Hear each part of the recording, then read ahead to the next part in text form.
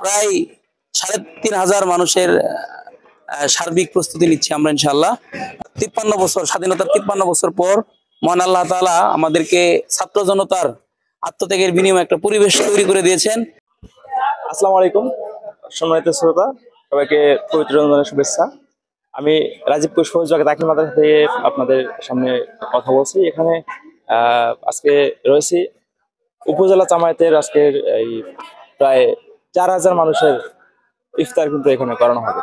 আপনারা এই মাঠটি দেখতে পাচ্ছেন, এই মাঠটিতেই তারা আয়োজন করেছে। এখানে রান্নারও কাজ চলছে। আমরা একটু আপনাদেরকে দেখাবো যে আসলে প্রায় এই প্রথম আওয়ামী সরকারের যে দুঃশাসন ছিল, সেই দুঃশাসনের পরে আজকে এই প্রথম কিন্তু এই বিশাল আকারে কিন্তু জামাতের এই ইফতার মাহফিলটি আয়োজন করা হচ্ছে। প্রায় ৪,০০০ মানুষের উপস্থিতি হবে এখানে। আপনারা দেখতে পাচ্ছেন যে অনেক কর্মযজ্ঞের মাধ্যমে কিন্তু এখানে আজকের এই রান্না বান্নার কিন্তু কাজ চলছে।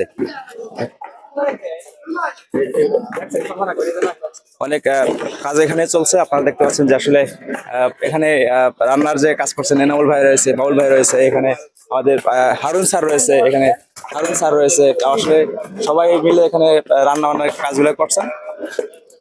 একটার মধ্যে মূলত রান্নার কাজ শেষ করে আবার ৪,০০০ মানুষের প্যাকেটিং এর যে কাজ করা হবে সেটি কিন্তু করা হবে। আমরা এই আয়োজনের বিষয়ে একটু বিস্তারিত আসলে কথা বলবো। এই আয়োজনের বিষয়ে একটু বিস্তারিত কথা বলবো। আমাদের এখানে ডাক্তার কেরামত ভাই রয়েছে। হ্যাঁ, ডাক্তার কেরামত ভাই রয়েছে। আসলে আপনারা কতজন মানুষের আয়োজন করতে যাচ্ছেন এবং একটু বিস্তারিত আমাদের জানাবেন। আসসালামু আলাইকুম। সুপ্রিয় রাজীবপুর এবং রাজীবপুর আশেপাশে যে সকল ধর্মপ্রাণ মুসলমান ভাইরা অবস্থান করেন তাদেরকে বাংলাদেশ জামাত ইসলামী রাজীবপুর উপজেলা শাখার পক্ষ থেকে আন্তরিক অভিনন্দন। এবং আজকে আমরা যে ইফতার মাহফিল আয়োজন করেছি এই ইফতার মাহফিল আপনাদেরকে স্বাগতম জানাচ্ছি।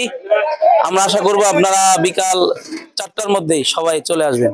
আলহামদুলিল্লাহ আমরা সার্বিকভাবে প্রায় ৩,৫০০ মানুষের সার্বিক প্রস্তুতি নিচ্ছি আমরা ইনশাআল্লাহ। ধর্মপ্রাণ মুসলমান ভাইদের ইফতারির আয়োজন করব। পাশাপাশি আজকে আমাদের এখানে অতিথি হিসেবে যিনি উপস্থিত থাকবেন, প্রধান অতিথি মাওলানা শাহজালাল সবুজ, সহকারী সেক্রেটারি বাংলাদেশ জামাত ইসলামী কুড়িগ্রাম জেলা।